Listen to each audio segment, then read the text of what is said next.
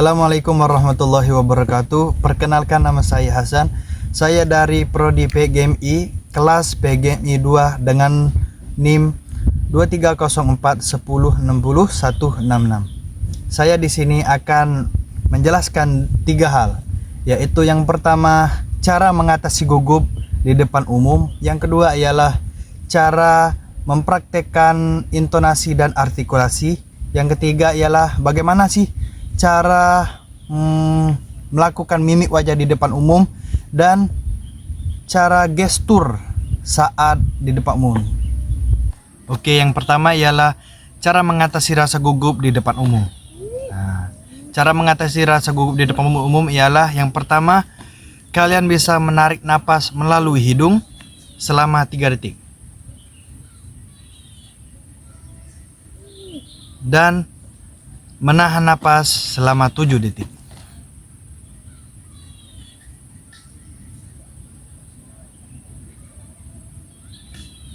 Dan selanjutnya ialah menghembuskan melalui mulut selama 4 detik.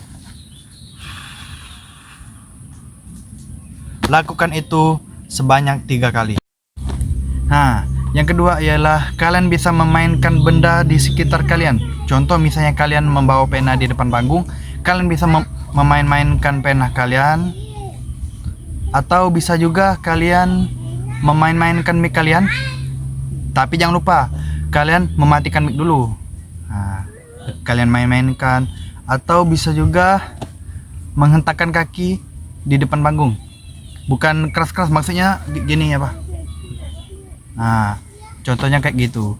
Yang ketiga ialah kalian bisa melakukan peregangan otot sebelum kalian berbicara di depan umum. Contohnya kayak gini. 1, 2, 3, 4, 5, 6, 7, 8. 1, 2, 3, 4, 5, 6, 7, 8. 1, 2, 3, 4, 5, 6, 7, 8. Lakukan itu sebelum kalian berbicara di depan umum. Nah, dan yang terakhir ialah yang keempat, kalian bisa berdoa sebelum berbicara di depan umum. Nah, penjelasan kedua ialah artikulasi dan intonasi. Artikulasi ialah pengucapan kata demi kata agar terdengar lebih jelas. Nah, jadi orang yang mendengarkan perkataan kita itu terdengar jelas dan tidak samar-samar. Contohnya kayak gini. Budi membeli ikan di pasar. Nah, artikulasi dalam berbicara kayak gitu. Pengucapan mulut dalam berbicara itu sinkron dengan suara. Nah, kalau contoh yang tidak sinkron gini. Budi membeli ikan di pasar. Nah, kayak gitu. Gerakan mulut dengan suara yang dibicarakan itu tidak sinkron. Nah, cara belajar agar sinkron dalam berbicara itu bisa kita lakukan belajar dengan kata A, I, U, E, O. Yang satu, A. Waktu kita berbicara A itu mulut kita ini sesuai dengan kata A. Yang kedua, I.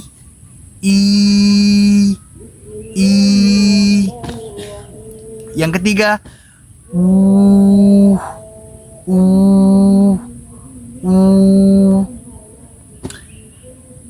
Tadi A, I, U, E.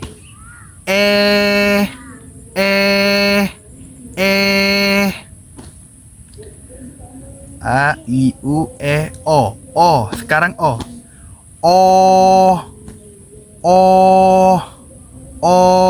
Kalian bisa praktekkan sesudah nonton video ini.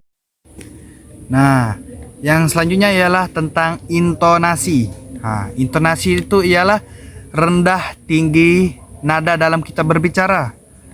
Contohnya apabila kita berbicara di depan umum, itu ada yang namanya intonasi nada. Nah, jadi ada saat kita ada berbicara tinggi Dan ada juga saat kita berbicara nada rendah. Nah, contohnya gini. Misalnya kita ceramah. Assalamualaikum warahmatullahi wabarakatuh. Nah, itu kan yang awalnya tinggi diakhiri nada rendah. Nah, itulah intonasi dalam berbicara. Nah, yang terakhir ialah tentang gestur tubuh dan mimik wajah. Nah, jadi gestur tubuh ialah gerakan badan atau gerakan otot saat kita berbicara. Fungsinya ialah dapat mempengaruhi fokus audiens terhadap kita atau menghilangkan kesan kaku saat kita berbicara. Nah, contohnya kayak gini. Ibu, kaulah yang melahirkanku. Kaulah yang menyusuiku saat aku masih kecil. Nah, itu kan ada gerakan tubuh saat kita berbicara. Kesannya itu audiens tuh bisa terpaku melihat kita berbicara. Nah, gitu. Yang terakhir ialah tentang mimik wajah. Nah, mimik wajah nih ialah apa? Ialah ekspresi kita saat kita berbicara. Apabila kita saat kita sedih, ya sedih. Apabila kita saat berbicara di depan umum itu, apabila kita bercerita tentang sedih, ya kita menunjukkan muka kita sedang sedih. Contoh. Ini ekspresi sedih. Ibu, kaulah yang melahirkanku. Itu kan ada mimik wajah sedih. Contoh nih, misalnya yang marah. Israel menyerang Palestina dengan kejam. Ibu menyusuh ditembak mati di depan suami. Nah, itu kan ada apa? Ada ekspresi muka marah. Nah, contoh lagi apa ya? Sedih, marah, bahagia. Nah, bahagia. Contoh bahagia nih. Nah, kalau contoh dari ekspresi bahagia ya contohnya kayak gini. Di hari raya Idul Fitri, umat muslim berbondong-bondong merayakan hari kemenangan bagi umat muslim.